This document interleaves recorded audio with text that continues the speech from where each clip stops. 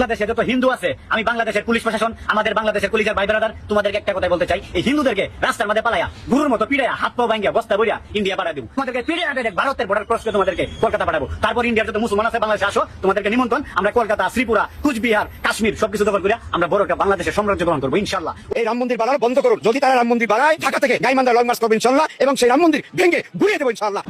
নির্মাণাধীন উক্ত বৃহৎ রাম মূর্তির প্রকল্পের সকল কার্যক্রম বন্ধ করা হবে। ইস্যুগুলো আপনাদের সামনে আসতে পারে, তার মধ্যে একটা আমার যেটা মনে হয়েছে সেটা হচ্ছে যে গাইবান্ধার একটি ঘটনা, যেটা মোটামুটি আমার নিউজ ফিডের লেখালেখিগুলো দেখে আমি বুঝতে পারি। সেটি হচ্ছে গাইবান্ধার পলাশপুর উপজেলার 2 নম্বর ইউনিয়ন, যেটা হোসেনপুর বলা হয়, সেখানে রামচন্দ্রপুর নয়াপাড়া নামে একটি গ্রাম রয়েছে, যেখানে আপনার হরিদাস বাবু নামে এক ভদ্রলোক, যিনি বেশ দানবীর, যার প্রচুর টাকা তিনি সাধারণ মানুষের জন্য খরচ করেছেন, বৃদ্ধাশ্রম, স্কুল, কলেজ এগুলো মিলিয়ে তার নিজের রিসর্ট রয়েছে, সব কিছু মিলিয়ে সে ভদ্রলোক হিন্দু ধর্মাবলম্বী।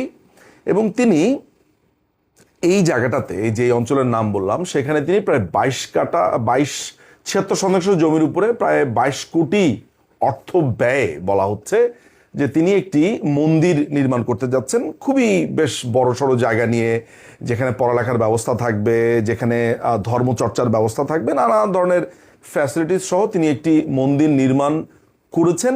এটা প্রায় হয়তো বা শেষের পর্যায়ে বা মাঝামাঝি অবস্থানে আছে, যেটা গত বছর শুরু হয়েছিল। একটি কালী মন্দির, যেখানে শিবের একটি আবক্ষ ভাস্কর্য দেখা যাচ্ছে, যেটিকে নানান জায়গাতে বলা হচ্ছে এটা রাম মন্দির নির্মাণ করছেন, এরকমভাবে যারা ডানপন্থী উগ্রপন্থীরা আছে তারা বলা শুরু করেছে। এই পুরো মন্দিরটিকে নিয়ে ভয়ঙ্কর রকমের আমি বলবো বিদ্বেষ তৈরি হয়েছে। এটিকে ভেঙে ফেলো, এখানে কি কোনো মুসলমান নেই, এইটা এখানে থাকতে পারবে না, এখানে অধিবাসী প্রায় 2,44,000, হিন্দু ধর্মাবলম্বী প্রায় 16,000 বা 17,000, এত কম হিন্দু ধর্মাবলম্বী, তাহলে এত বড় মন্দির হবে কেন, ব্লা ব্লা ব্লা ব্লা ব্লা ব্লা। আমি এই মুহূর্তে যেখানে বসে আছি সেটি হচ্ছে আপনার কলকাতা। এই কিছুক্ষণ আগে, অর্থাৎ আমি যখন এই ভিডিওটা বানাবো তার ঠিক কিছুক্ষণ আগে আমি নিজ কানে আপনার আজান শুনেছি। দুপুরবেলাতেই জোহরের সময় আজান শুনেছি, এই আমার পাশের জানলাটা দিয়ে খোলার সাথে সাথে আমি খুবই মুগ্ধ হয়ে শুনছিলাম আজান, যে কলকাতা শহরের মধ্যে 5 ওয়াক্ত এইভাবে কিন্তু আজান দেওয়া হয়, আজান বলা হয়। এখানে প্রচুর মসজিদ রয়েছে, প্রচুর মুসলমান রয়েছে, বাংলাদেশে প্রচুর হিন্দু ধর্মাবলম্বী রয়েছে। অন্তত পক্ষে বাংলাদেশে অনেক কিছু হয়েছে ধর্মীয়ভাবে, নানান ধরনের ঘটনা আমরা ঘটতে দেখেছি। এই প্রথম আমি কাউকে বলতে শুনলাম, বাংলাদেশে আলাপ হতে শুনলাম যে বাংলাদেশে মন্দির হতে পারবে না, এত বড় মন্দির হতে পারবে না, এত বড় ভাস্কর্য হতে পারবে না। আমার প্রশ্ন হচ্ছে যে বাংলাদেশে হিন্দু ধর্মাবলম্বীরা কত বড় মন্দির নির্মাণ করবে তাদের জায়গাতে, কেনা জায়গাতে, সেটা কে নির্ধারণ করে দেবে? এবং বলা হচ্ছে সেখানে ভারতের সহকারী হাই কমিশনার বা ডেপুটি হাই কমিশনার সেটা উদ্বোধন করতে এসেছেন কাজের, সেটা তো সমস্যা। তারপরে বলা হচ্ছে যে এই ভাস্কর্য এখানে যদি থাকে তাহলে পুরো সমাজ নষ্ট হয়ে যাবে। এখন আমার প্রশ্ন হচ্ছে যে বাংলাদেশের যে সংবিধান, সেই সংবিধানে পরিষ্কারভাবে প্রত্যেক ধর্ম, প্রত্যেক নাগরিকের সমান অধিকার দেওয়া হয়েছে। কোনো মানুষ যদি তার নিজ নিজ ধর্ম পালনের জন্য মন্দির নির্মাণ করেন, মসজিদ নির্মাণ করেন, প্যাগোডা নির্মাণ করেন, বা শিখ ধর্মাবলম্বীদের জন্য যেই ধর্মীয় প্রতিষ্ঠান আছে সেটা নির্মাণ করেন, তাহলে সেটা বাধা দেওয়া বাংলাদেশের আইনে অসম্ভব, এটা যায় না, আমরা বর্বর সমাজ না। তো বাংলাদেশে গাইবান্ধার এই পলাশবাড়ির এই মন্দির নির্মাণ নিয়ে নানা ধরনের কথাবার্তা হচ্ছে। এই কথাবার্তা কে বলছে? এই যে আমি যে আপনাদেরকে এখন এই ভিডিওটা বানাচ্ছি, আপনি এটা শুনে একটু অবাক হবেন যে আপনার কেনও এসেছে। এটা কি আপনার খালা বলেছে, আপনার ফুপু, আপনার চাচি, চাচা, মানে আপনার আশেপাশের মানুষজন? খেয়াল করে দেখবেন না, এটা নিয়ে কারো কোনো কনসার্নই নাই। এটা নিয়ে কেউ, বাংলাদেশের মানুষ আসলে এরকম শান্তিপ্রিয়ই, সাধারণ মানুষরা এগুলো নিয়ে বদারও করে না। বদার করবেই বা কেন? একজন ধর্মাবলম্বী তার ধর্মীয় আশ্রম বানাক বা ধর্মালয় বানান বা ধর্ম প্রতিষ্ঠান বানান, তাতে অন্য ধর্মের কেন সমস্যা হতে যাবে? বাংলাদেশ তো এমন রাষ্ট্র নয়। তাহলে কথা বলছে খুবই সুনির্দিষ্ট কিছু মানুষ, যেমন এই পিনাকি ভট্টাচার্য জানেন যে এই ধর্মীয় উগ্রবাদকে সে যত রকম ভাবে উস্কে দিতে পারে।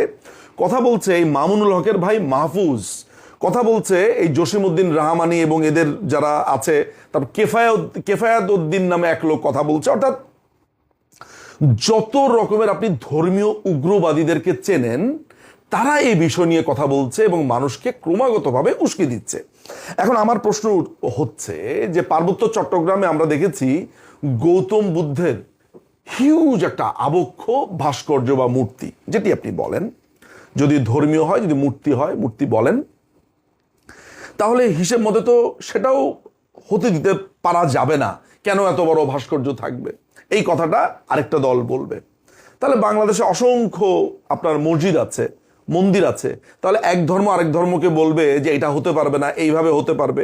আচ্ছা, এই যে কলকাতাতে যে এই যে টিপু সুলতান মসজিদ দেখেছি, বা আমি দিল্লিতে বিশাল বড় মসজিদ দেখে এসেছি, হিন্দুরা তো কখনো বলেনি যে দিল্লির জামে মসজিদ যেখানে লক্ষ লক্ষ লোক নামাজ পড়তে পারে সেটা ভেঙে দিতে হবে। এই কলকাতাতে হিন্দু অধ্যুষিত জায়গাতে আমি এটা বলতে শুনিনি যে মসজিদ হতে পারবে না। গতকালকেও আমাদের এক ভাইয়ের মা মারা গেছেন, হিউজ জানাজা হয়েছে, সেখানে কেউ কি বলেছে যে এই মসজিদ ভেঙে দিতে হবে, জানাজা হতে পারবে না, এটা হতে পারবে না? কখনো আমি বলতে শুনিনি।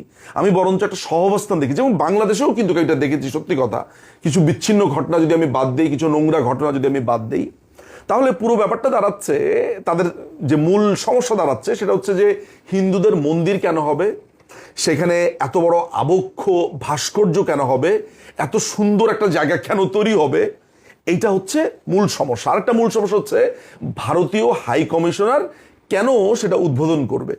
বাংলাদেশে হাজার হাজার মসজিদ বানিয়েছে সৌদি আরব।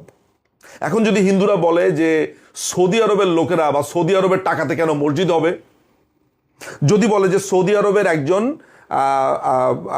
ডিপ্লোম্যাট বা তাদের হাই কমিশনের কেউ মসজিদ উদ্বোধন করতে পারবে না। আমরা দেখেছি শত শত মসজিদ উদ্বোধন করতে দেখেছি কাতারের হাই কমিশনারকে, উপ হাই কমিশনারকে, অর্থাৎ মধ্যপ্রাচ্যের বিভিন্ন মুসলিম রাষ্ট্রের যারা আছেন তাদেরকে দিয়ে মসজিদ উদ্বোধন করানো হয়েছে।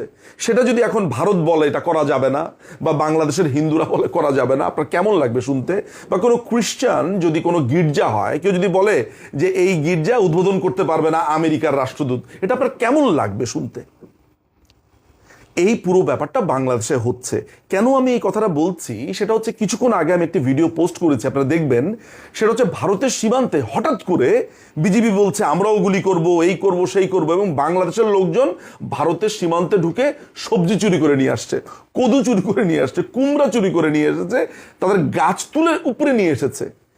তারপর আমরা কিছুদিন আগে দেখেছি এক লোক ওদের সীমান্তে গিয়ে, অর্থাৎ ভারতের সীমান্তে গিয়ে মাছ ধরছে। এই যে হঠাৎ করে সীমান্তটাকে অস্থিতিশীল করে তোলা, এই যে মামুনুল হক ইলেকশনে ফেলটু মেরে এখন তার ভাইকে দিয়ে এই সীমান্তে বা মন্দিরে নিয়ে উত্তেজনা তৈরি করা, জসিমউদ্দিন রাহমানি এই জঙ্গির নতুন করে মাদ্রাসা চালু হয়েছে আবার মাহমুদপুর, আপনি জানেন, এইটা চালু করা, এদের আবার নতুন করে কথা বলা, এই যে জঙ্গি জিয়াউল হক তার আবার কথা বলা, তার সাঙ্গপাঙ্গদের কথা বলা, খেয়াল করে দেখবেন যে এই মন্দির নিয়ে কথা বলছে, কিন্তু ওই একদম কঠিন আকারে যে ডানপন্থী উগ্র যে অংশটা আছে, অর্থাৎ ইনকেলাব মঞ্চকেও দেখবেন এরাই সমর্থন দেয়, এই ডানপন্থী জামাতের যেই উগ্র যে অংশটা আছে সেইটা। তাহলে বোঝেন তো যে ইজ সামথিং কুকিং সামওয়্যার, মানে কোনো একটা পরিকল্পনা কি আছে যে ভারতের সাথে একটা যুদ্ধ বাঁধিয়ে দেওয়া। আমি কিন্তু আপনাদেরকে বারবার বলেছি যে আমেরিকা বাংলাদেশে জামাত এবং এনসিপিকে ক্ষমতাতে আনতে চায়, আমি বারবার বলছি।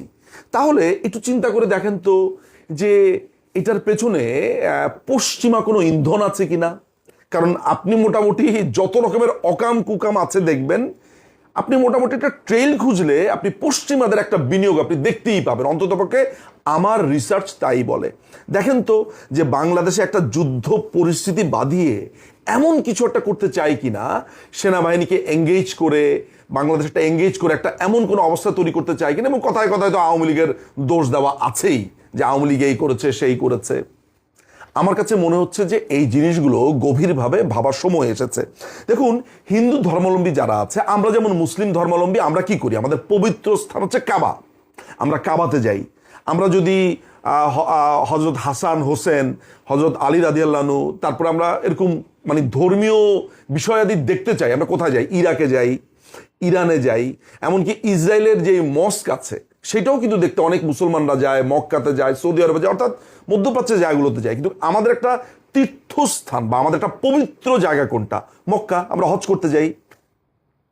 এখন কেউ যদি আমাদেরকে বলে এই আপনি সৌদি আরবে যান কেন, হজ করতে যান কেন, আপনার কেমন লাগবে শুনতে? ঠিক একইভাবে হিন্দুদের যে তীর্থভূমি, হিন্দুরা তাদের নানান ধরনের পুণ্য কাজ মনে করে, গঙ্গার জলে স্নান করা, এখানে আসা, তীর্থে যাওয়া, এটা তো একটা স্বাভাবিক ব্যাপার। ভারতবর্ষে হিন্দু অধ্যুষিত, এখানে আসবে, এবং ভারতের টাকাতে যদি বাংলাদেশে কোনো কোনো মন্দিরও হয়, তাহলে তো আমি কোনো আশ্চর্য কিছু দেখি না। যদি সৌদি আরবের টাকাতে বাংলাদেশে প্রচুর মসজিদ হতে পারে, আমাদের একটা বড় তীর্থের জায়গা কোথায়, বড় একটা পবিত্র স্থান কোনটা? মক্কা। সেখান থেকে যদি আমাদের হাজার হাজার মসজিদের টাকা বা এতিমখানা, মাদ্রাসা, এগুলোর টাকা সৌদি আরব দিতে পারে, তাহলে ভারতের টাকাতে একটা হিন্দু ধর্মাবলম্বী বা হিন্দু গরিষ্ঠ রাষ্ট্রের লোকেরা যদি এইখানে কোনো মানুষকে দিয়ে মন্দির বানায়, মসজিদ বানায়, আমি বলছি না যে পলাশবাড়ির যে মন্দির সেটা ভারতের টাকায় হচ্ছে, আমার কথা হচ্ছে যে এগুলো নিয়েও তো কথা হচ্ছে। ফলে এই যে পুরো আলাপটা উঠেছে, এইটা আপনারা গভীরভাবে বিশ্লেষণ করবেন, দেখতে থাকেন। আমার মামা, চাচা, খালা, মামি, কিংবা আপনার মামা, চাচা, খালা, মামি, বন্ধু বান্ধব, এগুলো নিয়ে কিন্তু কেউ কনসার্ন হচ্ছে না। কনসার্ন হচ্ছে একেবারে খুবই সুনির্দিষ্ট, একেবারে উগ্রপন্থী যারা আছে, এই যে হিজবুত তাহরির, জামাতের যে উগ্রপন্থী আছে তারা। কেন তারা এগুলা বলছে, কি কারণে বলছে? এই গাইবান্ধার পলাশবাড়ির এই যে নয়াবাড়ি যে গ্রামে এই মন্দিরটা হচ্ছে, এইটা নিয়েই কেন তাদের এত চুলকানি, এইটা আপনারা মনে হয় একটু ভালো করে দেখার বিষয় আছে। আপনারা খেয়াল করে দেখবেন যে জুলকারনাইন সায়েরের মতো উস্কে দেওয়া লোক, সেগুলো নিয়ে লেখালেখি করছে, পিনাকিও করছে। দেখেন সবগুলোর গোড়া কিন্তু এক জায়গাতে এসে আমরা দেখতে পাচ্ছি। কে কত কোটি টাকা দিয়ে মন্দির বানাবে, এটা আপনি নির্ধারণ করে দিতে পারেন না। বাংলাদেশ একটা স্বাধীন দেশ, যদিও তার সার্বভৌমত্ব নিয়ে আমার প্রশ্ন আছে, তারপরও সংবিধান অনুযায়ী প্রত্যেকটা ধর্মের মানুষ তাদের নিজ নিজ ধর্ম পালন করতে পারে। 10 ফিট না, 50 ফিট না, কেউ যদি 5000 ফিট ভাস্কর্য নির্মাণ করে তার ধর্মীয় জায়গাতে, আমি কোনো রকমের প্রবলেম তো দেখি না, কোনো সমস্যা তো দেখি না। এটা কেন সমস্যা হবে? তার ধর্ম সে পালন করছে। ফলে এটা নিয়ে আপনারা সতর্ক থাকবেন, এবং যারা এই সমস্যাটা তৈরি করতে চাচ্ছে তাদের